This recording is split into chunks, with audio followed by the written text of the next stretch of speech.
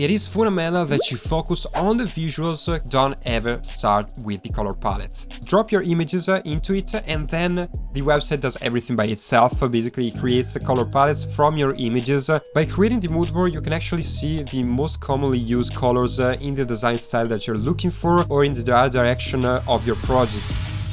Today friends, I'm super pumped because we are gonna talk about it and I'm gonna show you my entire process to create super minimal color palettes for my minimal web design projects. The process is extremely simple and everyone can do it, so let's start right away with the first point.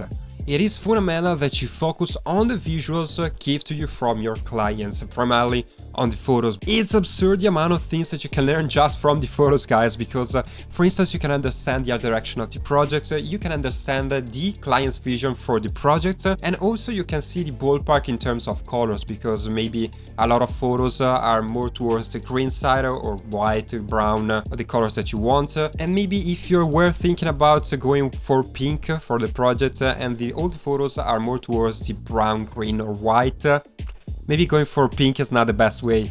But the concept is that from photos you can truly understand a lot of things, and I highly recommend you to start from them instead of starting from the color palette, because I never start from color palettes in terms of style and in terms of creating the system, the design system for the project, so don't ever start with the color palette. Now, after I finish taking a look at all the images and photos that the client sent me, I move on by defining the mood of the website. Every time that you talk with a client for the first time, you always ask for references, what is their design vision, something minimal, more modern, all these kind of questions, and I highly recommend you to write down all the keywords or the words that come to your mind when you think about the project, maybe something minimal or dystopian, motion, all the words that you want, but write them down so in that way you don't lose the focus from the other direction of the project. And it is from there that I start creating the mood board, and maybe the question now is why is it more important to create the mood board than the color palette? I want to create the color palette early on in the process, and the reason is extremely simple, and it's basically because by creating the mood board you can actually see the most commonly used colors in the design style that you're looking for or in the art direction of your project. Maybe for a minimal website it is more common to use a white, black, maybe yellow, some sort of colors and shades of colors. Whether if you want to start creating a minimal website by using purple, again, is not the best direction. So you want to create a mood board to actually have a broad view of the color palettes that other designers have used and that actually work. So define the mood first, have a broad view, and then create the color palette.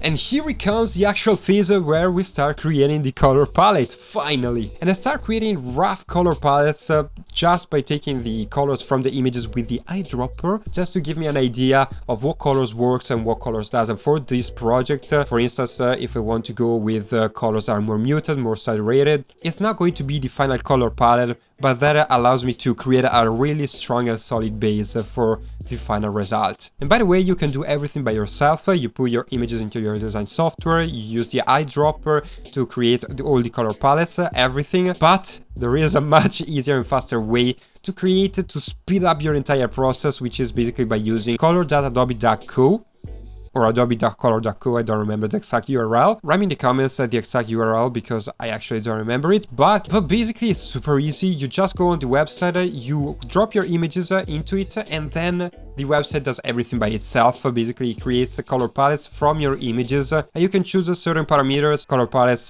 depending on the exposure, depending on the saturation of the colors or the image. So it's extremely helpful, it speeds up everything by a lot, and I use this website every single day, so I highly recommend you to do the same. Now we have come at the end of our process where I actually start applying the color palette, because now that we are crazy after the entire process just to create a single color palette, it's time to start applying all the color palettes that we found out and that we have created with the website or just by eyedropping the images. If you create a really nice color palette but you don't use it in the right way, you're gonna mess up all the work that you have done or the entire design. Basically you're gonna mess up everything. And what I do to always make sure that I apply the color palette in the right way is to apply the same color palette but in different ways to the same exact composition. So for instance, I have a color palette that is green, yellow, white and black.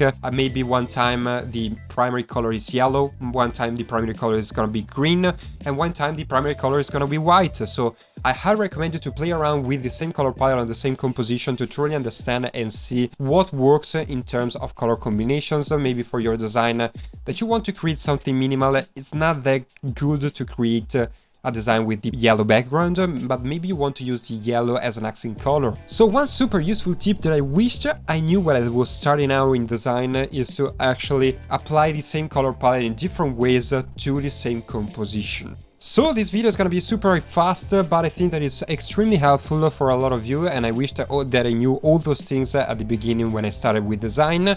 And if you like this video, smash the like button, subscribe to the channel because it helps me a lot, and write in the comments if you found this video helpful, if you want to know more about certain topics or more about color palettes and color theory in general.